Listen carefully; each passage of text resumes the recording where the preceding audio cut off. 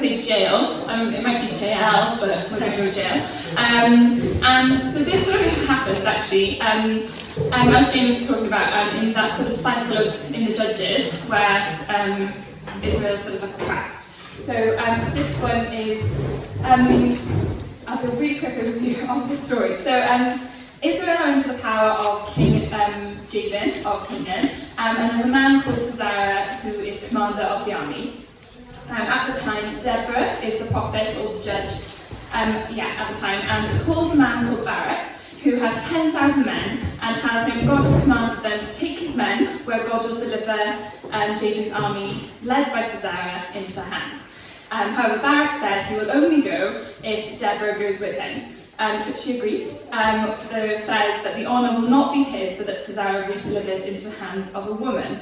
And this kind of, when Katie was talking, kind of reminded me that, I will come and talk about it later, but the idea of like Barak almost didn't want to do what he wanted to do. He's like, I'll do it but only in this way, and Deborah's like, okay, but there's going to be a consequence to that, but I'll come back to that later. Anyway, so the 10,000 men and Deborah went as God directed them. And at the same time, God devised that Sisera would be in the right place, and despite his chariots that are fitted with iron, Sisera's army is defeated. Barak and his men are chase down the chariots and kill every single one of Sisera's men. However, Sisera has run away on foot. Sisera comes to the property of a man called Heber, and Heber is a Kenite, which is a relation to the Midianites. And it's known at the time that Heber has an alliance with King Jabin, and also, for context, they live in tents. So this is where Jael enters the story, and Jael is the wife of Heber and has her very own tent. So Jael goes out to meet Sisera and tells him to come right in, to not be afraid. Sisera comes into the tent, Jael gives him a blanket, some milk, and practically tucks him in. Sisera tells her to stand at the doorway of the tent and tell anyone who asks that there is no one in sight. However, when Sisera is asleep, Jael picks up a tent peg and a hammer, kneels down beside him, and hams the tent peg through the temple of his head into the ground. And surprisingly, Sisera dies. Go Jael! Just then, timing is everything. Barak arrives looking for Sisera, and Jael goes out to meet him and says, come on in. I will show you where the man you are looking for is. And there he finds Sisera with a tent peg through his temple, dead. So at this point in the story of Israel in general is a huge turning point for the Israelites. So it's not immediate, but from this sort of defeat of the army and from this big commander dying, Israel goes on to overthrow King Jabin. And just as Deborah has said, Jael, as a woman, she receives the honour. Later in the song it says, in Judges 5, most blessed a woman be Jael, and her deeds are sung about in song. So some commentators judged Jael quite harshly actually when analysing her actions, and even though the biblical text clearly honours her, calling her most blessed, others try to kind of gloss over the deception and like the gore to paint a picture of a woman simply following God's instructions, but sort of given Jael's actions, she isn't the typical sort of hero or like righteous perfection kind of thing. People seem to want their heroes to be perfect, and as we see so often, God uses people from all different backgrounds. I like to sort of argue here that the conflicting feeling that we feel in this story and why it kind of gets glossed over, I think, sometimes, is due to the fact that Jael is a woman, and she's broken several cultural protocols that would have been sort of looked down upon by people at her time, and even like some people sort of today. And also I think just the fact that as a woman, there's the idea of like a woman gives life and is like, seen in sort of that sort of light, the idea that she is taking a life just seems quite jarring to some, and as a lot of the commentators over the years have been men, it's interesting to see what their sort of perception of her has been. So, looking at some of those, and those sort of protocols, cultural protocols that she's broken. So the first one is she's invited a man into her tent. In those days, it's highly inappropriate for a married woman to be alone with a man. And as it was common, sorry, do you want me to tell it down? Okay. And as it was common for women and men at the time to pitch their tents separately, she was very much inviting her and him into her tent and not like her and her husband's tent, not their like home. So some commentaries suggest that he forced his way in. However, the biblical text, I think, here clearly states Jael went out to meet Sisera and said to him, "Come, my lord, come right in, don't be afraid." He didn't force his way in, he was invited. So another thing is she breaks cultural rules of hospitality. So at the time, there were very generous rules of hospitality had been developed. When someone was given food and shelter, that visitor would expect to also receive protection, and it was a very big understanding, particularly in such a nomadic sort of area. And Sisera felt entirely safe to completely fall asleep at that moment, and they'd gone through that ritual of provision of sustenance, and hence, he falls asleep, and Jael actually betrays this.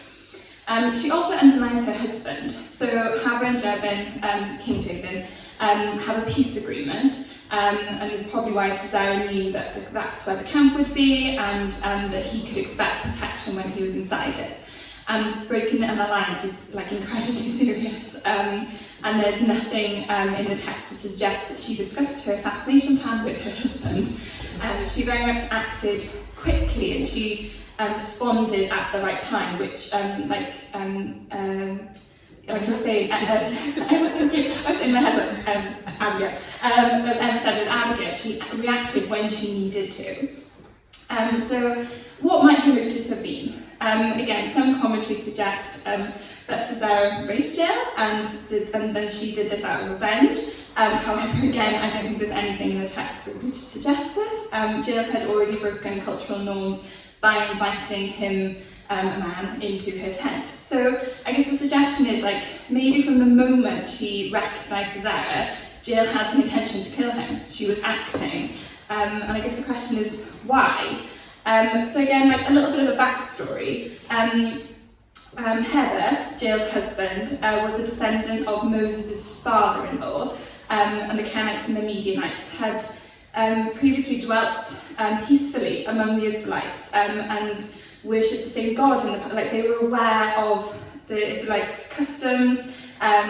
They understood the worshipping of the God of Abraham, and they would have been fully aware of King Jabin's oppression over Israel at this point. So could it be that Jael saw this as an opportunity to help God's people, and potentially she was faithful to the one true God? And it's just amazing, I think, like time and time again, where the Gentiles are just brought into the story, and just they see the passion of God's people, and I think there's something alluring for them of the God of Abraham, and they just want to be sort of included in that, I think, and that's why you have the likes of Rahab and Ruth, and they see the passion and they want to be involved, and God brings them in and makes them a big part of the story. So, sorry, I digress. Again, if Jael had been a man, she would have faced Sisera on the battlefield. She would have been hailed a hero, but she's not a man. So as a woman, she has to use very different tactics. She has to hide her true intentions and put him in a place where he is vulnerable. She feigned hospitality. She also appealed to his manliness. She called him Lord. She made herself seem very benign, do not be afraid. What would an army general have to fear of a woman? She gives him milk when he's only asked for water, and she seems to obey his demand that she guard the door, at least whilst he was awake. Once asleep, she took her opportunity, and she had strength and determination that was needed. Despite his exhaustion, after fighting and fleeing, sort of coming from the battle, Sisera still would have woken if he was disturbed. Jael had to get it right and get it right first time, and she would have been so strong. And she reached for the items that she had to hand and that she knew really well. How many times had she pitched her own tent, or even helped countless others pitch their tent? So she was strong and she was capable. And with God's conviction of it being the right thing to do, she was confident to deal a very deadly blow. And the Bible story, it doesn't elaborate on their conversation, but as a woman myself, I think the curiosity of what had happened at the battle would have prompted Jael to have asked pertinent questions. For him to find out that this was a fleeing man, he had no longer had his army behind him, and this was an opportunity to help God's people. She can see the tides turning, and she can follow what God has planned. And amazingly, she's passed that plan. So I guess what can we learn from this? And it's I guess God knew Jael's heart and circumstances. He knew, he could, right at the beginning, Jael didn't know that Deborah had said that a woman was going to receive the honour, but God knew that she would be ready if presented the opportunity. So when Barak says, "Oh, I don't want to go by myself," then Deborah's like, "Cool, that's absolutely fine. It will still happen the way, God will still make this happen, but we'll use somebody else, and in this case, a woman." So God uses unusual turns of events in his plans. And we are to use what's at hand as well. Later in the song that they sing of Jael, in chapter 5 of Judges, Jael is compared with a man called Shamgar, the son of Anath, who killed 600 Philistines with a farming instrument. Both are recognised as using limited means to accomplish great things for Israel. Also, again, neither of them belong to the tribe of Israel. Both the Gentiles working for God. And again, to the idea of pulling these people in that are just so passionate to understand what God has for them, I guess. So again, are we expected to carry around a tent peg and a hammer? I don't think so. As much as I love my tools, I don't think that's quite practical. But we are encouraged and called to use our talents and our strengths for God's purposes, and not in any way to commit murder, but in the circumstances. We need to be open to opportunities that God gives us. And so much in Jael's story is down to timing. So after carrying out the blow to the temple, Barak arrives just then. So a few minutes later, and Jael would have missed her chance, I guess. But God's timing is perfect. I also think it was an incredible moment of reality for Barak, seeing a woman, probably splattered in blood, potentially still holding her hammer, calmly coming out to meet him and telling him, "Come." And I'm sure as Sarah sees the dead body, he would have remembered Deborah's words and him being okay, I see, seeing it all come together. And I think that's another lesson from this story. God's will, his plan will prevail, even when we don't step forward. As you mentioned in Ruth's story, when the family moved to Moab, they only move away, and he brings them back and includes the Gentiles as well. They're all brought into the story. So God will find an alternative. But I guess the challenge for us, how much better would it be for us to be the ones to say yes and to follow when called by God. So.